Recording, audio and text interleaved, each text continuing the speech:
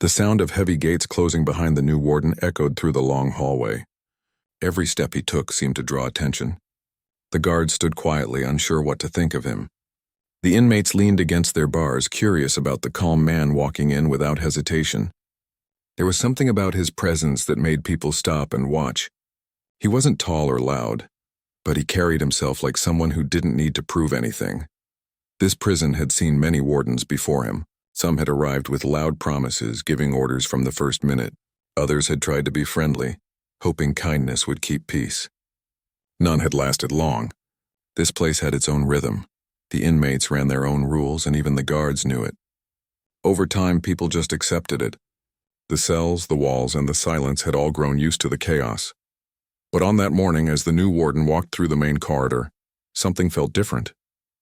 He didn't rush. He didn't speak. He just looked around, quietly observing everything. The flickering lights, the smell of old concrete, the faint sounds of laughter from a far-off cell. Every detail seemed to matter to him. The guards followed a few steps behind, unsure whether to offer help or stay silent. He didn't seem to need either. When he reached the first cell block, a few inmates tried to test him. One shouted a mocking comment. Another slammed his metal cup against the bars. It was the usual way of saying, "We're in charge here." The warden turned his head slowly, met their eyes, and said nothing. The silence that followed was heavier than any response he could have given. After a moment, he simply continued walking. The noise faded behind him. Some guards exchanged looks. They had seen new officers lose control on their first day, yelling back or showing fear. But this man didn't flinch. His calmness was unsettling even for the staff. One guard whispered, "He's walking alone through D block. Nobody does that." Another replied quietly, "Maybe he doesn't know what kind of place this is." He knew. He had read the reports, the statistics, the long list of problems that had turned this prison into a mess.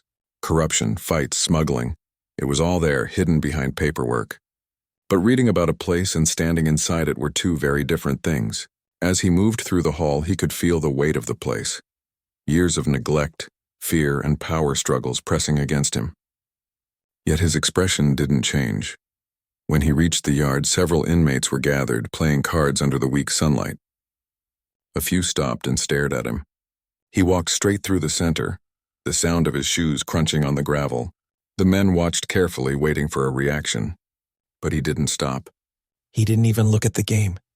It wasn't arrogance, and it was quiet authority, the kind that didn't need words. Later that day, in his small office, he asked the head guard for the staff schedule. The guard handed him a thick folder filled with scribbled notes and missing pages. The warden flipped through it silently, then looked up and asked, "When was the last time these were checked?" The guard hesitated. "It's been a while, sir. Things run differently here." The warden didn't argue. He just nodded once and placed the folder aside. "Not anymore," he said softly. Word spread quickly across the prison. Inmates talked about the quiet man who didn't bring an escort. Some joked that he was too calm to survive long. Others weren't so sure. They said they'd seen something in his eyes.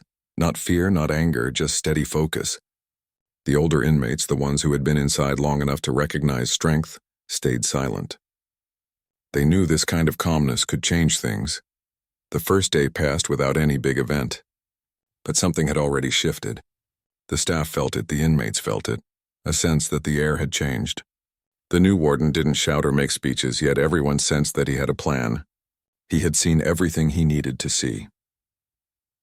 That night, as he sat in his office, the faint hum of the old fluorescent light filled the room.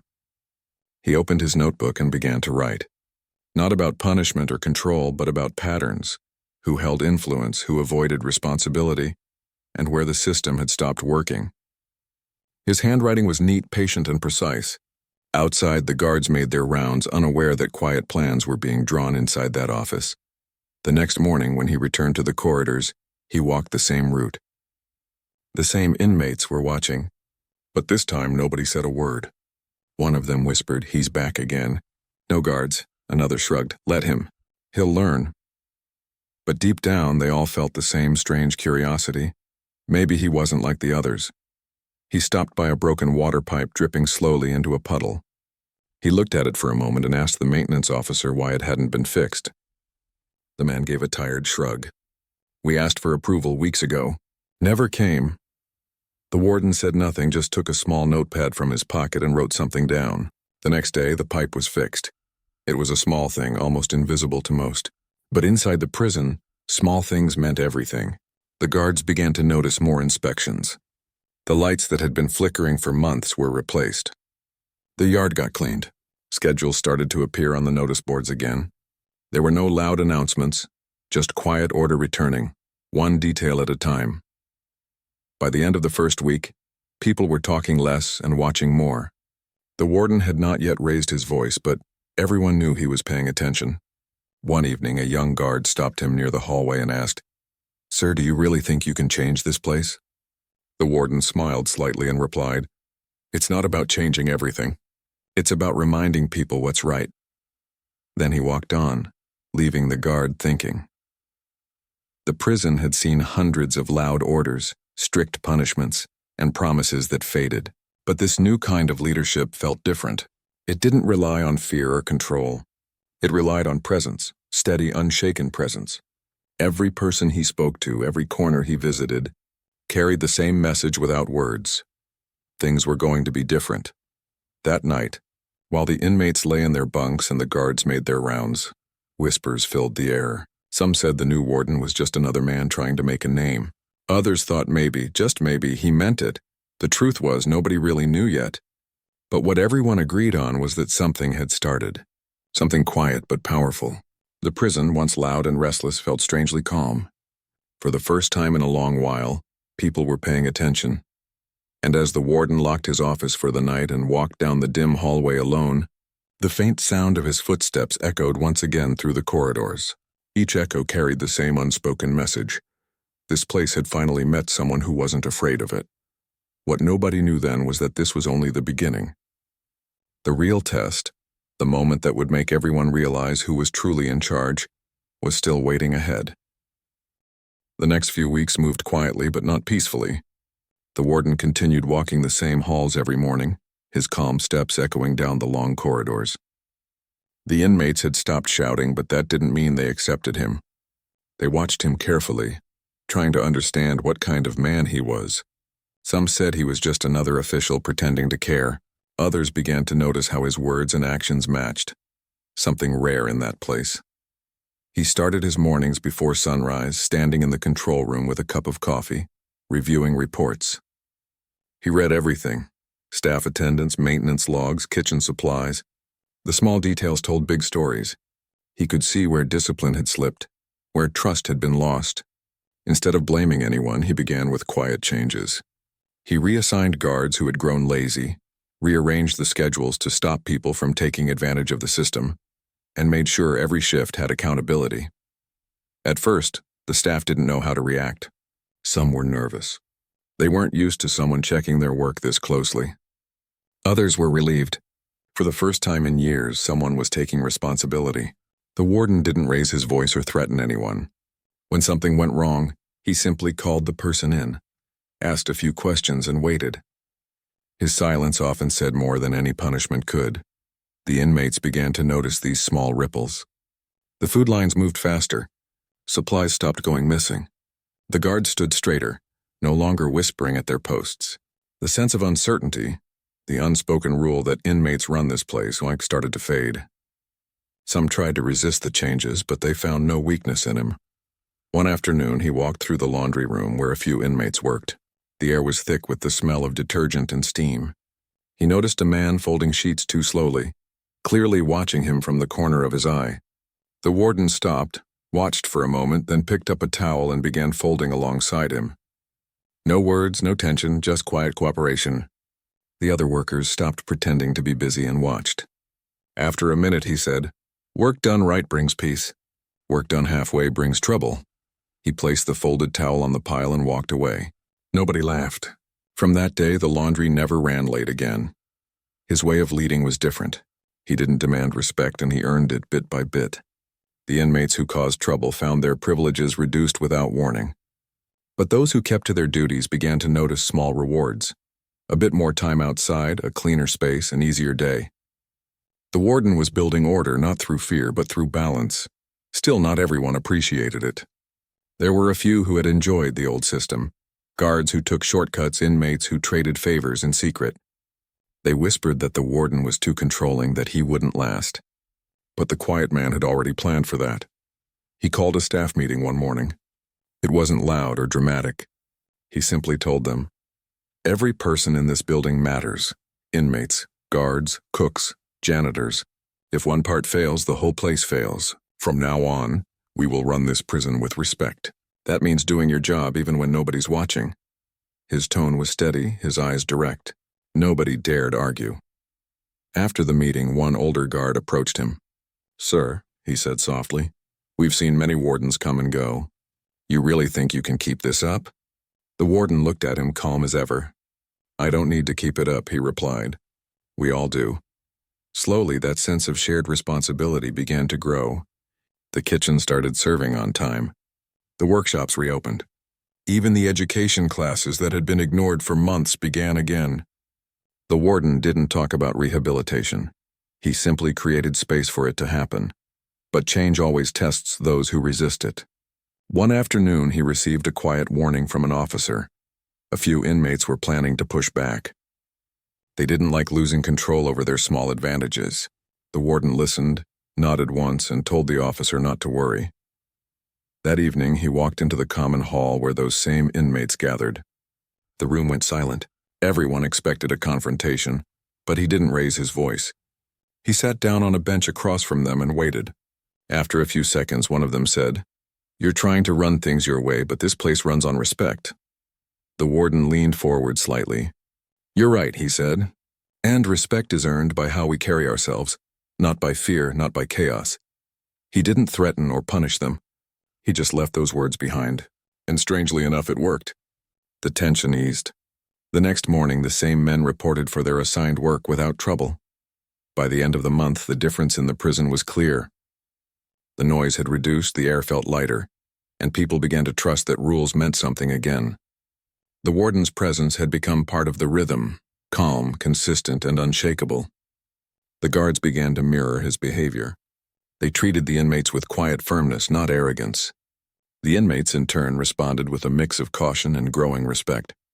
One morning, as he made his rounds, a young inmate stopped him and asked, "Why do you care so much about this place?" "It's just a prison." The warden paused, looked around the gray walls, and said, "Because if order can exist here, it can exist anywhere." The inmate nodded slowly, not quite understanding, but feeling the weight of those words behind the scenes. The warden continued studying every corner of the facility. He found broken systems, misplaced files, delayed responses, forgotten requests, and fixed them one by one. To outsiders, these were small things, but inside the prison, every fix made life just a bit more predictable, a bit more human. He never spoke about his own life. Nobody knew much about where he came from or why he had taken this difficult job. But there was something in his eyes that suggested he understood struggle, that he knew what it felt like to lose control and fight to get it back. At night, after the final head count, he often stayed in his office, lights dimmed, listening to the faint sounds of the prison settling into silence. He knew the peace was fragile, that one wrong move could bring back the old ways, but he also knew that respect built slowly was stronger than control gained by fear. Some guards started calling him the Calm Storm. He never reacted to the nickname, but maybe he liked it. Because that's what he was. Quiet on the outside, steady in purpose, changing everything without shouting. The warden's methods confused people at first, but they couldn't deny the results. Each day, the prison became a little less chaotic, a little more predictable. People started following rules again, not because they were afraid, but because they finally believed someone was watching who cared about doing things right. It had taken only a few weeks, but already the walls seemed to breathe differently. The anger, the noise, the constant testing of limits, it had all started to fade. The prison, once used to running itself, now had a heartbeat again. And though most didn't realize it yet, they were all part of something bigger, the quiet rebuilding of a place everyone had long given up on. The warden knew it wasn't over. He could still sense small storms forming beneath the surface, people who didn't like losing control. But for now, he had time. Time to keep observing, adjusting, and proving that real authority didn't come from force. It came from calmness, patience, and the kind of strength that never had to shout. And as he locked his office one late evening, the corridor lights flickered softly above him. The sound of distant footsteps echoed down the hall, steady, measured, confident. It was a sound everyone inside had begun to recognize, the quiet reminder that whether they liked it or not, someone was finally in charge. Rumors have a way of traveling faster than truth inside prison walls. By the time the third month arrived, whispers had reached every cell. Some said the warden was planning to tighten control even more. Others said he was preparing to bring new staff. But most people just waited, trying to guess his next move. The prison had become quieter. The usual chaos was gone, and the daily routine was starting to take shape again. But the calm made some inmates uneasy. They had built their power in the noise and disorder, and now that was slipping away. They missed the days when guards avoided eye contact, when they could trade favors and make their own rules. The warden's silent system was killing that power, one decision at a time. One morning, the warden arrived earlier than usual. The sky was still pale, the halls empty. He stood near the control desk going through the night reports. There was nothing dramatic, just small details. A late head count, a guard missing his post for 5 minutes, a minor argument in the kitchen. To anyone else, those would mean nothing. But to him they were pieces of a larger puzzle. He knew a test was coming. That day, a senior officer came to his office looking uneasy. He shut the door and spoke quietly. "Sir, there's talk in C Block. A few inmates are unhappy with how things are changing. They think you're taking away their space." The warden looked up from his desk, calm as always. "Let them talk," he said. "Words don't scare me. Actions tell the truth." The officer nodded but didn't look convinced. "They might try to make a point, sir. Maybe a small protest." The warden leaned back in his chair, thoughtful. "If that happens, I'll speak to them myself." Later that evening, as the prison settled into its night routine, the warden took a walk through the main corridor. The air was heavy with the smell of disinfectant and damp stone. When he reached C Block, he stopped. A few inmates were standing in a corner pretending to clean but watching him closely. He didn't say a word, just walked past them, slow and steady. His silence had begun to carry more weight than any threat. The next morning, something small but deliberate happened. The food delivery to C Block was delayed. The kitchen workers claimed they'd forgotten.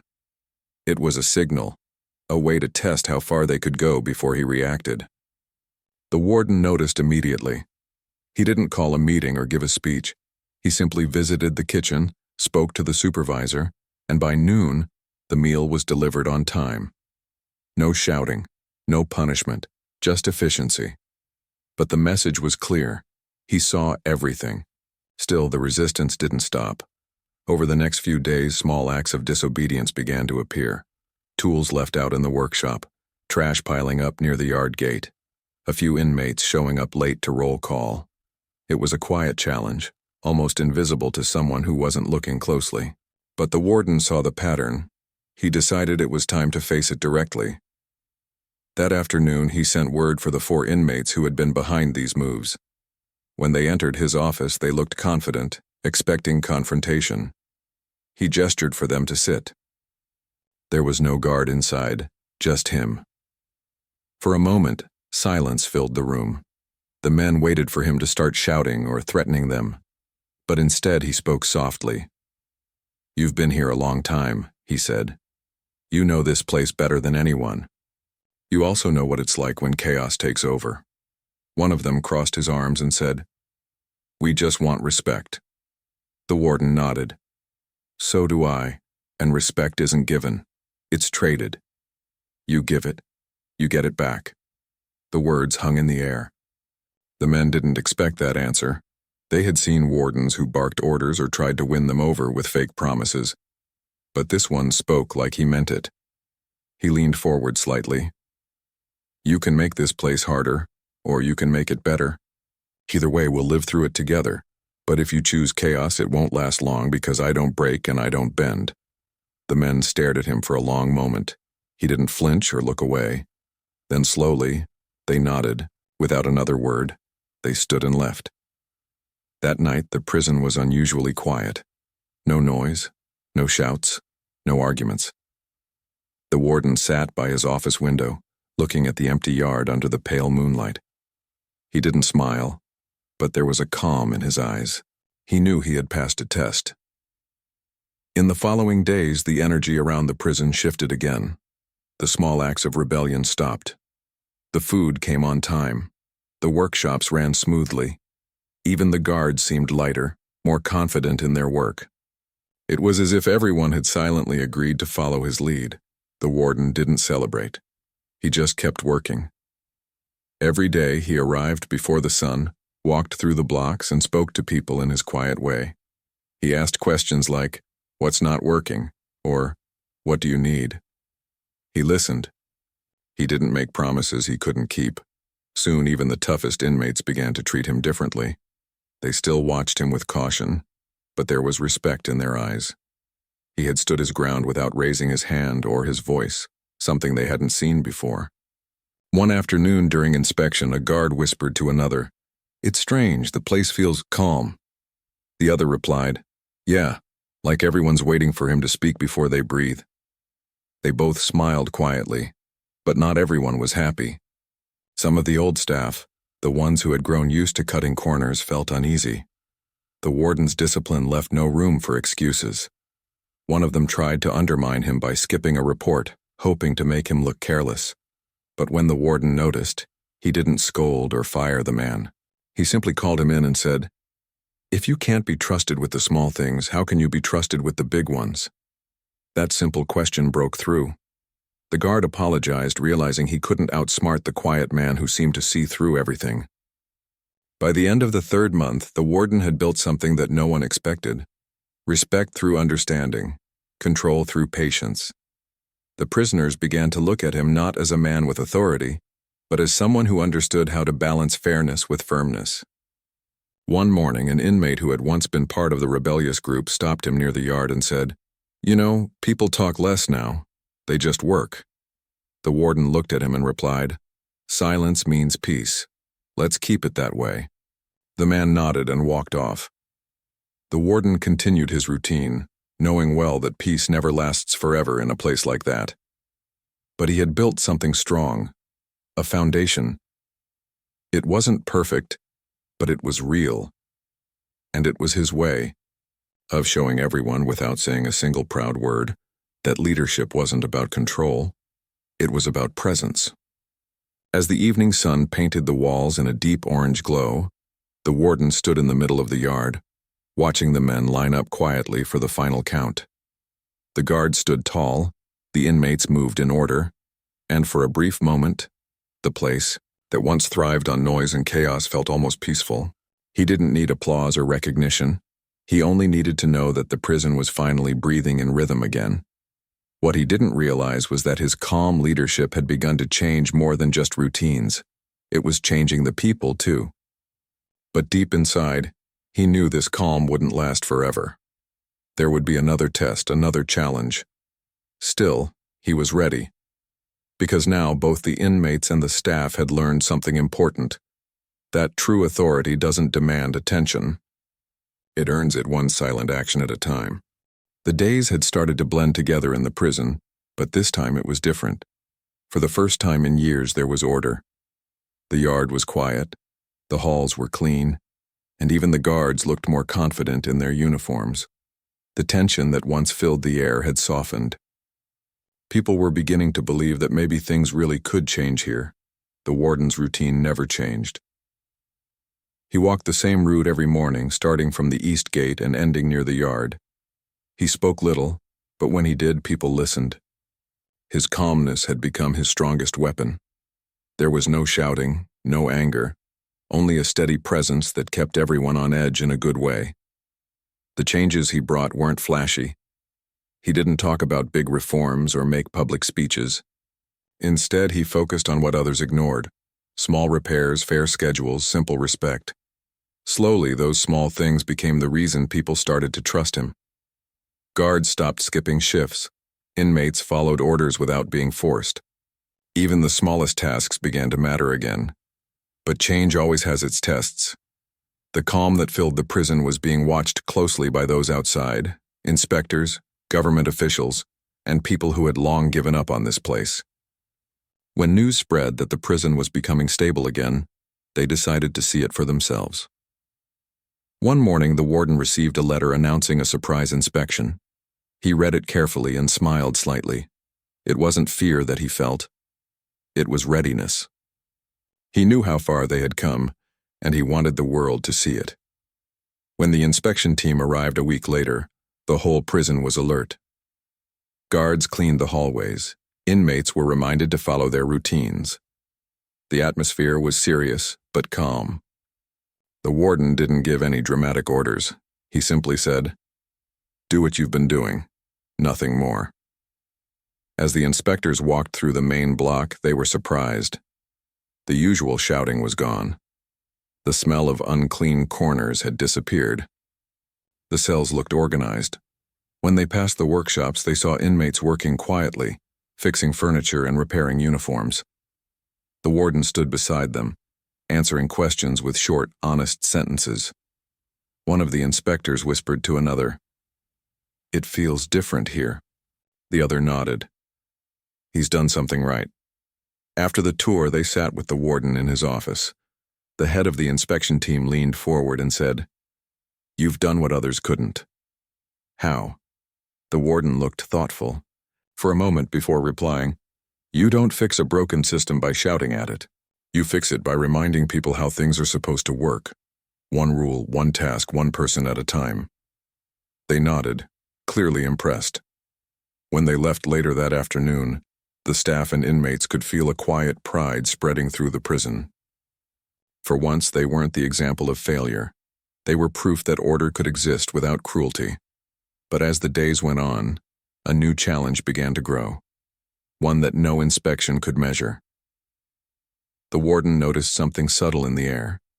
The calm was starting to make people restless. For those who had lived in chaos for years, peace felt strange. Some inmates didn't know what to do with it. One evening, during his walk through the yard, the warden stopped near a group of men talking in low voices. They weren't planning trouble, but he could sense the unease. He approached them and said quietly, "You don't trust peace, do you?" One man shrugged and replied, "It's not that, sir. It's just, when things are quiet for too long in here, people start waiting for something bad to happen." The warden nodded slowly. "Then let's give them something good to expect instead." That was when he decided to start new programs, small ones at first. He reopened the reading corner in the old storage room, turned part of the workshop into a classroom, and asked the local community to send in basic materials for training and learning. The idea wasn't to entertain anyone, it was to give people purpose. And it worked. Within weeks, the classes were full. Some learned to read better, some took interest in carpentry or painting. It gave the long, slow hours meaning.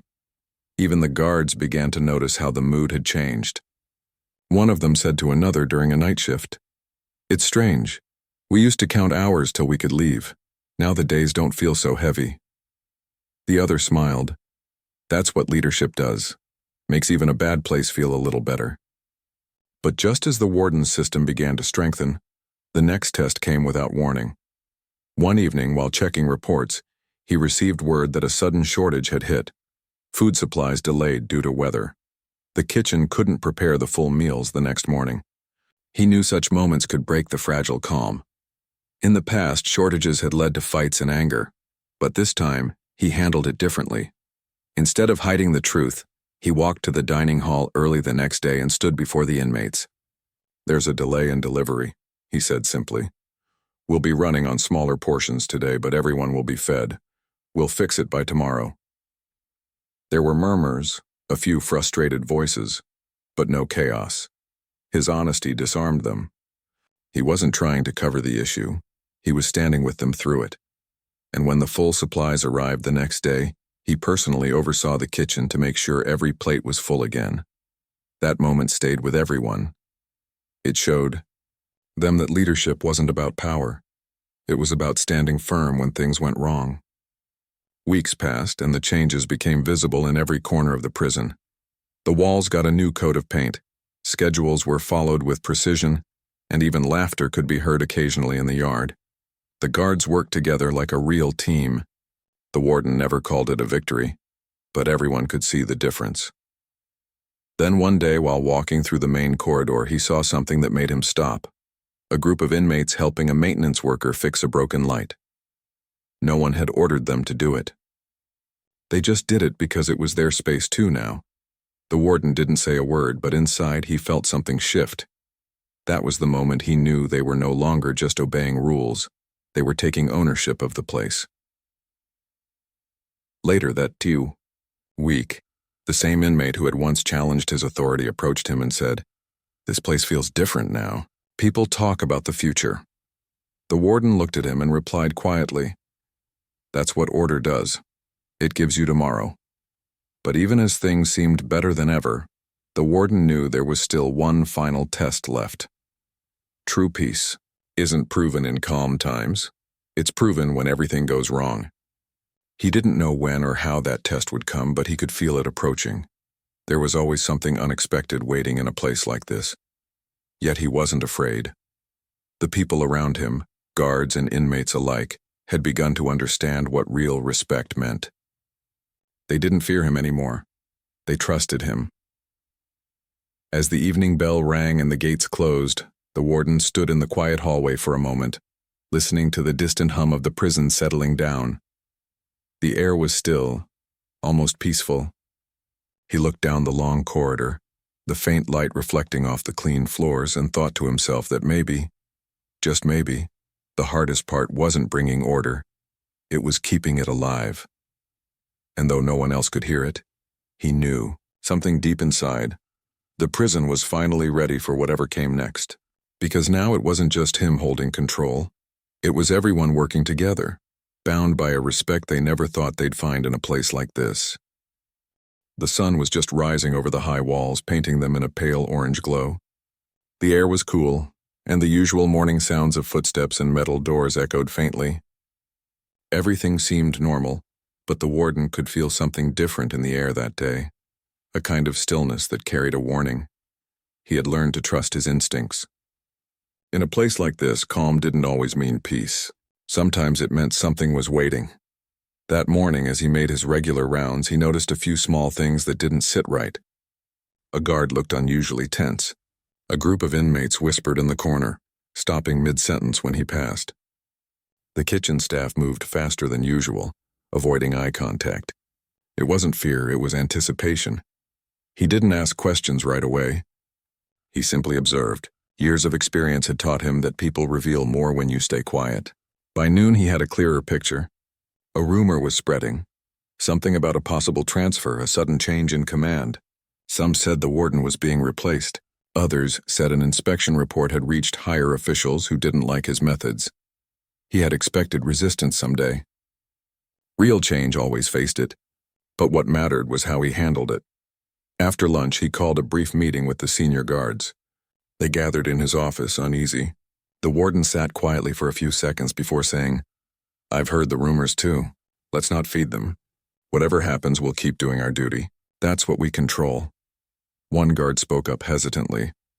"Sir, if they replace you, this place will go back to what it was." The warden looked up, his tone steady. "Then it's our job to make sure it doesn't." The guards exchanged glances. For the first time, they realized how much they'd come to rely on his calmness. He didn't lead with fear, and that made them stronger. Later that day, as the sky darkened, a call came from the main office. The regional director was visiting the next morning. No explanation, just that. The warden hung up the phone and leaned back in his chair, silent for a long time. He knew what it meant. A test. Maybe they wanted to see if his methods were truly working, or if the peace in the prison was just an illusion. That night, he couldn't sleep much. He walked the corridors alone, stopping by each block, listening to the faint murmurs of the men inside. Some slept peacefully. Others stared at the ceiling, lost in thought. The guards on duty greeted him with quiet respect. At one point, he stopped by the small library he had built months ago. The light was dim, but inside 2 inmates were reading quietly. They looked up, surprised to see him, and one said softly, "Sir, it's strange, but reading makes the time feel shorter." The warden smiled faintly. "That's because your mind is free, even if the walls aren't." He left them to their peace and continued his walk. Every sound, every shadow seemed sharper that night. He was aware that by this time tomorrow, everything could change, for better or worse. When morning came, the regional director arrived with 2 officers. He was a tall man with a sharp voice and eyes that missed nothing. As he walked through the main gate, the whole prison seemed to tighten. The director didn't waste time with greetings. "Let's see what this place has become," he said, and the inspection began. They walked through every section, the cells, the kitchen, the workshops, the yard. The director asked questions sharply, trying to find cracks. But what he saw surprised him. Everything ran smoothly. The guards followed orders without hesitation. The inmates showed respect, not fear. In the workshop, one inmate explained how they had learned carpentry. "We make furniture for nearby schools now," he said with quiet pride. The director raised an eyebrow and turned to the warden. "You allowed this?" The warden nodded. "It keeps them focused, teaches them they can build something instead of breaking things." The director didn't respond but made notes. They continued the tour in silence. By the afternoon, they had seen everything. The director sat in the warden's office, flipping through files, his expression unreadable. Finally, he looked up. "You've done well," he said slowly. "But some people think you've gone too soft. No punishments, no fear. You treat them almost like ordinary men." The warden met his eyes calmly. "That's exactly what they are. Ordinary men who made mistakes. If we keep treating them like animals, that's all they'll ever be." There was a long silence. Then the director leaned back and said, "And if one day they stop listening?" "Then I'll remind them who's in charge," the warden said quietly. "Not with threats and with order." The director studied him for a long time, then stood up. "You'll have my report soon." When he left, the tension around the prison didn't ease immediately. Everyone waited for news. Days passed. The warden continued his work as usual, showing no sign of worry. But inside, he knew everything depended on that report. A week later, the letter arrived. It was short and to the point. The director had recommended keeping the warden in charge, citing exceptional progress and stability under his leadership. When the guards heard the news, relief swept through the halls. Even the inmates noticed the lighter atmosphere. The warden didn't celebrate. He simply gathered the staff and said, "We earned this, but we keep going. Every day, every rule, every task, when we don't stop." Life in the prison carried on stronger than before. The respect he had built was no longer just about authority. It had become trust. The inmates followed routines not because they had to, but because they believed it mattered. Months later, something happened that showed just how deep that change went. One morning, a fight broke out between 2 inmates in the yard, something that hadn't happened in a long time. Before the guards even reached them, a group of other inmates stepped in, breaking it up and helping restore calm. When the warden arrived, he saw one of them say, "This isn't how we do things anymore." He didn't have to say a word. They had done exactly what he'd hoped, taken responsibility for their own peace. That night, he stood by his window, looking out at the quiet yard. The lights from the towers shimmered faintly against the dark sky. He thought about how far they had come, from chaos and fear to something that almost felt like a community. He knew it would never be perfect. There would always be challenges, mistakes, maybe even setbacks, but he also knew that the foundation was strong now. The men in this place had learned that control didn't come from shouting or threats. It came from discipline, fairness, and respect. As he turned to leave his office, one of the younger guards stopped him. "Sir, I just wanted to say, this place runs different because of you. Everyone knows it." The warden smiled slightly. "It runs this way because everyone decided it should. I just reminded them how." When the lights went out that night, the silence that followed wasn't heavy anymore. It was peaceful.